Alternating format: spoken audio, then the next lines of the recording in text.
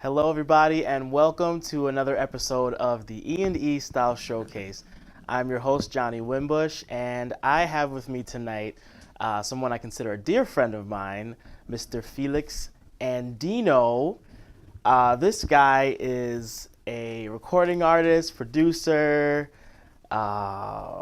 Just tell us a little bit about yourself, Felix. You're supposed to just interview me. Well, yeah. Well, I'm a singer, songwriter, pastor, chaplain. I'm a little bit of everything. Mm-hmm. Renaissance man. Renaissance man? Yeah, Renaissance man.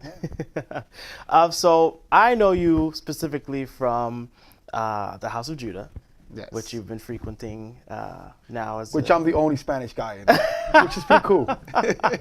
we have a couple of other Spanish guys in there, but take an Oscar. Okay, Well, anyway. sorry. But I'm so excited to have you on the show, primarily to talk about your journey as an artist and just how you came to identify your gifts and your calling. So beginning question for you, Mr. Andino. Mm-hmm. When did you first realize your gift of singing? Well, I used to go to. I'm from Brooklyn, from Bed-Stuy. Okay. And Bushwick. That's my neighborhood. So I've always been a musician. I went to Juilliard's. Wow. I did saxophone, piano. I didn't sing yet. In 2007, I went through a rough childhood when I was young. But in 2007, I started my first Christian band, which was Felix and Ultimate Power. And that's how I started my music. So you've always been a Christian artist? No, not really. Oh. I used to sing in the world before. I sang a lot of salsa music. Okay. Spanish merengue, salsa, bachata. And you're Puerto Rican, right? Yes, I'm Puerto Rican. Puerto Rican. Is that all? Or? Well, what do you mean that's all? Well, like, are you mixed with it? Well, let me. I know what he's getting at. Right. So what happened was, I took the ancestry thing that you do. You put in your swab and send it out, right? And Puerto Ricans are Tainos, right? So I got results back that I'm 50% black, right? Yeah. Yes. I'm 1% Taino. Like, what? 1% Taino? What's up with that? And then the rest is Spain for my grandmother. So I guess I'm black too. Yeah, man. Yeah, just a light-skinned black. So you mentioned since you were very young, you were involved with Christian music. Now, did you find it difficult to find success early on, or were you just kind of pushed into that? Let me tell you something. It's still difficult to get success. You know what's sad? That New York is hard for an artist to make it. Yeah. There's so much talent, so much music out there, and it's so hard to even get your music out there. So I decided to do my own thing. You know what? If they ain't gonna help me, I'm gonna do my own. Interesting. So is that where your label started? Yes, I started my record label because nobody was giving me the opportunity to put my music out there. So I put it out there, and my stuff is on iTunes, Spotify, wherever all the digital stores. Yeah. So what was the process like in starting a record label? Because I don't know a lot of people that I've came into contact with that said, "Hey, I have a record label." So what's the process to getting that? It's a long process. You got to get LLC corporation. Okay. It's a lot of paperwork. Got to get a lawyer and everything else. But God's been blessing me every which way that it's made it easy for me. Yeah. Put the right people in my path. Awesome. See, and I want to address that because for some viewers that may be having difficulties getting your gifts going, or you have a calling that you believe God put on your life that seems to be stagnant. One of the things that Pastor Steve says from the House of Judah, he says that where there's a God-given vision, there is also God-given provision.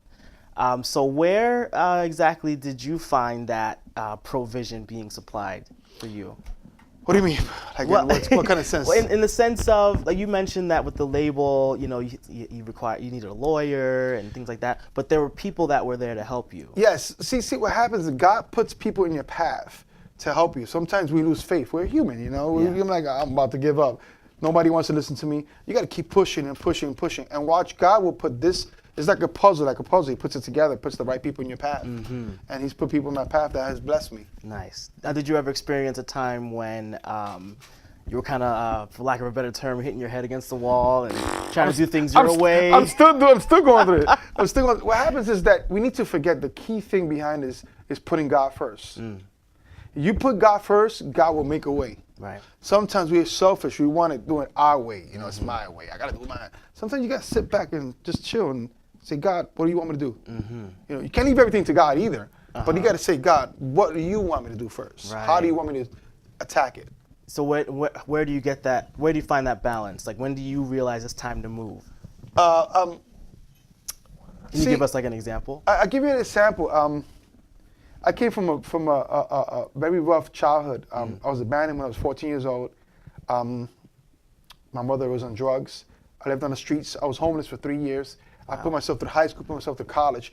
So that has made me a better person, a stronger person that, you know, I'm going to go all out. And even when I'm frustrated, like sometimes my music, I get frustrated. Like I got good music and nobody's listening to me. Like what's going on? You know how that feels. Yeah, but you know what?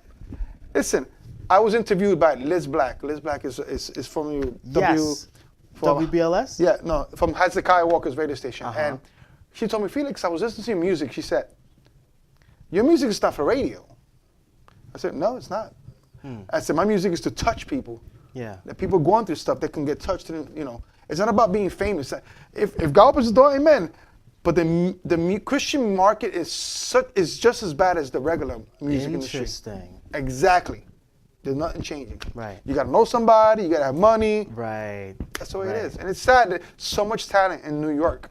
So much talent. Right. And it's like being wasted. Yeah, I believe that specifically Long Island, like there's so many talented artists out here. We could just form a super group and take over, you know, the industry, really. But from your experience with the music industry and the different facets of it, because I know you have a inspirational salsa band, right? So with your experience in the industry, how do you maintain that sense of artistic purity, or you know, your inspirational band? You know, I'm sure you had to sacrifice some engagements because they wanted you to compromise. So how do you process that? How do you deal with that? First things first, I will never compromise. Okay. Never. Yeah. I have 4 bands. I have a salsa band, merengue band, bachata band, and I have a worship band. I do bilingual, English and Spanish. Yeah. And I will never compromise. Let me rephrase that in a way where I can say it right.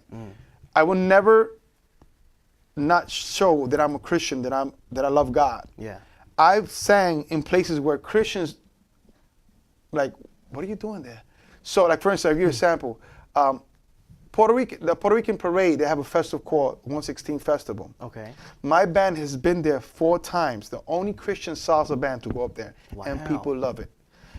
It's where God's putting me at. I'm going to go where God says. Right. And you're not too holy to, you know, accept, you know, oh, what are you doing at the Puerto Rican Parade? No. You know what? We have to understand that times have changed. Yeah. And you have to look. What did God do? Did God say people who were saved already? No, He was working with people who were not saved. People who needed from God, who needed to know about the Word, who needed to know what He can do. Right. You know, and this is what I want to do. If God's giving me open the door, I'm going to go right through it. Nice. Because I will not sing a worldly song. Right. I just don't. That's just me. Right. You know? Because you feel that's a compromise. Yes. I love it. So, moving forward, what do you envision for your label? What do you envision for the different projects that you have? Are you going to continue in that vein of just, you know, you're just putting your gifts out there and whoever grabs it, grabs it? Well, I'll put it to you like this. What God is putting in my heart now is to do a lot of collaborations. Okay. Like Jonathan has done one with me. Yes, I have. There's a couple of artists that I'm getting collaborations with. But I want to help the artists too to go out there. So I'm using my record label to help you push out for free. I'm not charging no money. I don't want no money. I don't want anything. Because there's talent. And if this is what God is opening doors, why just shut it down? So I see a lot of my music going out there because I'm collaborating with different artists. Interesting. You just said label stuff for free? Yep. All right, now viewers that are watching, we'll have his information for you. But you never hear of someone in the position of label ownership or having a big, having access to as many resources as you, helping so freely. What do you think you can attribute, whether it be an experience or something in your personality? Like, how did you get to the place of saying, it's not just about me making it, but I'm going to help someone else? I love to serve. Okay. That's just me. Yeah. I've always been like that. I'm a serving person, and I like to help wherever I can help. Mm-hmm. If I have to clean the bathroom, I clean the bathroom of the church, because that's my church, and I want to make sure my church looks good. So I help wherever I can help. Right. If I see an artist is struggling, listen, let me help you out. Mm-hmm. I mean, the problem is the industry now, a lot of artists now, it's gone to the head. Okay. Where now you go to churches like, I need some water. If I get no water, I can't sing. I'm like, dude, like, really, dude? Right. Like, let God use you. And a lot of people, I wouldn't help a person like that. Yeah. Let me explain to you why. Am I being selfish? No. Because I believe you have to be humble. It's not about you. It's about lifting God's name and who He is, and who He is in you. Right. It's not about, it's a being, me. It's not, I'm not an artist. That's how I see it. I love it. So what other gifts do you possess outside of what we see, like when you're on a stage, like I see your Instagram, you have like the nice suits on, like yeah, well, belting a note. Well, I used to model before, so I used to model before, but I do a lot of everything. I mean, but again, I want to go back to when I was 14 years old. I didn't have parents, so I became a hustler. Okay. I'm a hustler. So I'm Jamaican because I got like 4 or 5 jobs. so basically, I not only do I play keyboard, I play sax, I play bass, I sing, I do backup vocals, but I'm also on the side. I taught myself to go to school to learn computers. So I do computers. Okay. I have my CDL license where I drive the big buses that go to Atlantic City. Oh, wow. So I do sound, I do everything. You know why? Because I learned that I'm not gonna starve again. And if I can help someone else who's in need, I'm gonna help them. Right. That's just how I am. So you had to stretch yourself and your skill sets in order to make it happen for yourself. That's awesome. So let's talk about a difficult time in your life, because everyone's road is not necessarily like a beautiful flower-filled journey. What is something like a setback that you had to overcome to get to the next level in your ministry? Well, you already know about my personal life when I was 14 years old. Yes. So we're gonna talk about church a little bit. Okay. It's sad when you have a pastor that doesn't see who you are and sees the potential that you have for God. And it took me, I was 7 years at a church, great pastor, but he didn't see who God made me be. So I felt like I was stagnant. Right. Stagnant. So God had to allow for me to leave that church. So now I'm at a church which is House of Judah, which Pastor Steve sees me, sees this in me, sees that in me. And that was a very struggling part for me, because I didn't think, I'm like, all right, this is what I'm going to do for the rest of my life. Okay, I'll do this. But now that I've done that, I'm doing a lot of recordings now. I'm really busy doing God's will. Yeah. You know? All right. So in that time of quiet, in the sense of being in a church and not really being used, how did you come to the decision to separate? Was it a lot of prayer involved? Because, like I said earlier, some viewers, you may be stuck in a situation where you feel like, I've been in this church for years, but I want to do so much more. So what would you recommend to someone watching that's like, Pastor Felix, what do I do? So my thing, first things first, you have to have this one-on-one with the pastor. Okay. Hey, listen, what do you want me to do at the church? How can I serve? What can I help in? I believe that if God gives you talent, don't bury it. Yes. And I was going to bury it. You know what? I was screaming I need to do my music. I need to do something. And I'm not going to be stuck in it. Like, okay, if you don't want to use me, that's fine. Next, not that I'm saying you're church hopping, but you have to have a pastor who believes in you. Yes. Supports your ministry, supports your vision. Yes. Because you don't want to be stagnant. If God's giving you this ministry, this talent to sing, to play, and you're not being used, it's time to move on. That's just me. Yeah, I can actually attest to that, because there was a period in my life where, I was in a church. It was a wonderful church. I became a Christian there. I got saved there. But for a while, I felt like I wasn't making any progress. So how do you differentiate now? Let's go to a different little topic. How do you differentiate between taking time to nest and grow in your identity as opposed to not using your gifts? Like, for instance, there was a time when I wasn't necessarily singing a lot, but that's because I was getting to know my identity as a Christian and as a man, things like that. So how do you differentiate between the two? I was backwards. I was blowing up because I wanted to sing. I couldn't. But the main thing is having the right people in your corner. Okay. So I had another pastor that is Pastor Ramirez, who will always pour into me. Yeah. And always believed in me. So I had to decide, oh God, do I do this or do that? Do I do that? So it was like, where do I go? Where do I go? Sometimes you just gotta sit still, and God will answer your prayers. Yes. You just gotta sit still. He'll answer your prayers. Maybe not when you want it. From God's time, not when you want it. Right. So, what are some sacrifices that you had to make along the road? Like what kind of sacrifices? Well, there's some. Well, for me personally, I told you I met with Atlantic Records. Right? Yeah, no, I didn't know that. Well, yeah, surprise. Oh. I met with. I had a meeting with Atlantic Records, and they asked me about my writing and who I would like to write for, and I told them I want to stay like a Christian writer.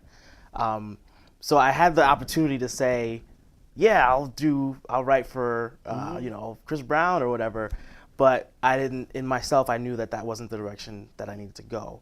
Did you ever have an experience like that where there was like an opportunity in front of you?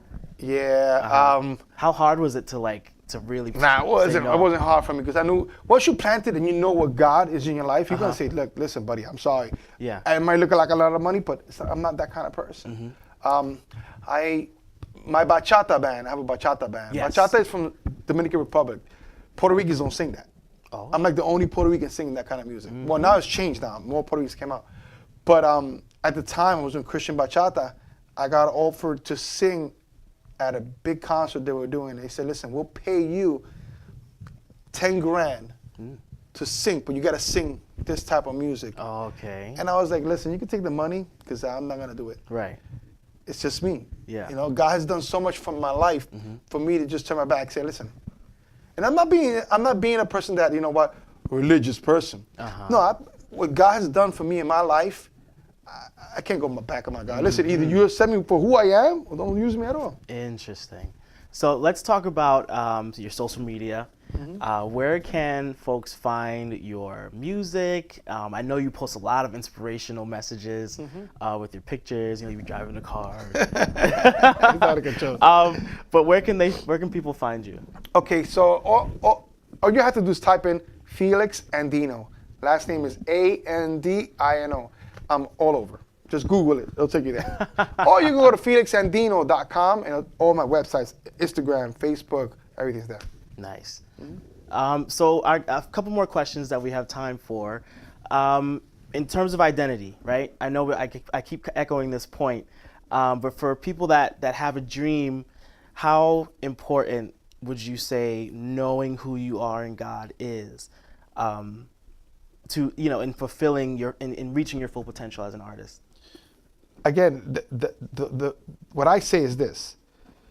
I've been through a lot of journeys in my life where I had people let me down. You just stay focused on what God's calling you to do. Just stay focused. And get a mentor. You need a mentor in your corner that's going to always be there for you.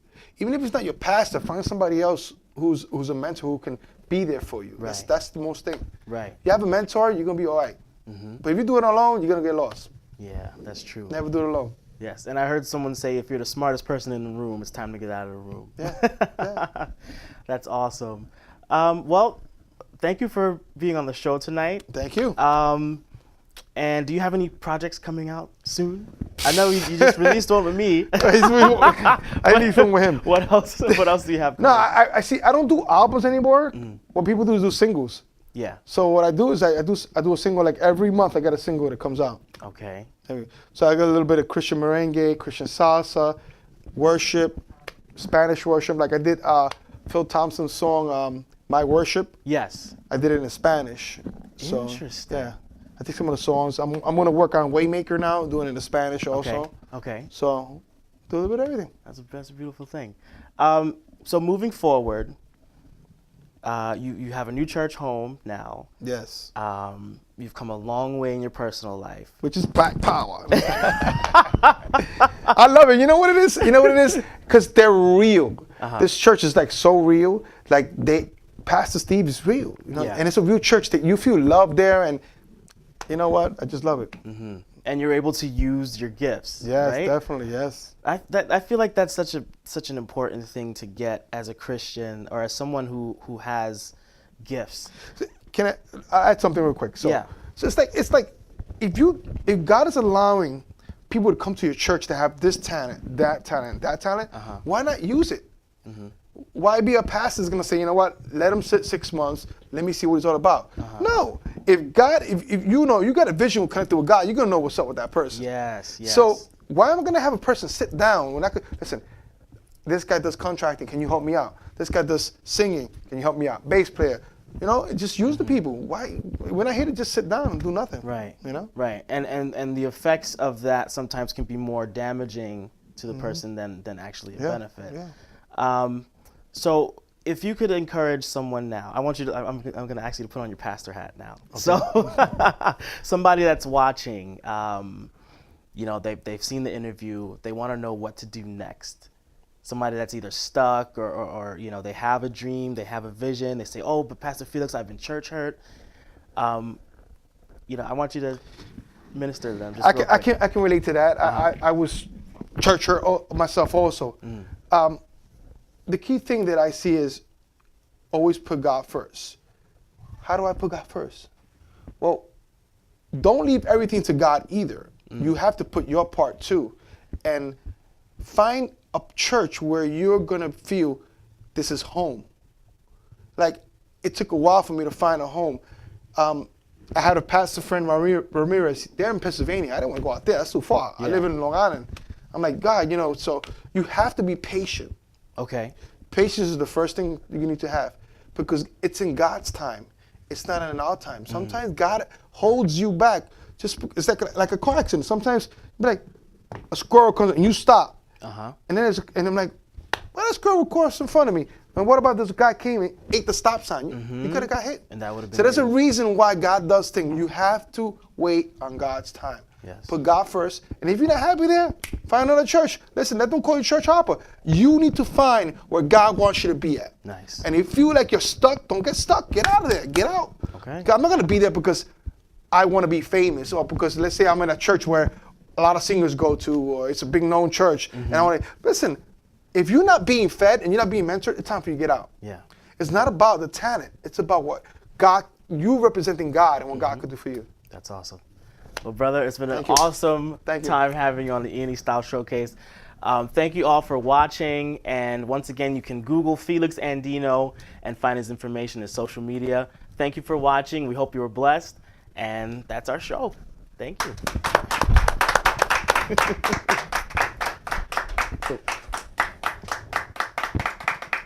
All right. We're good?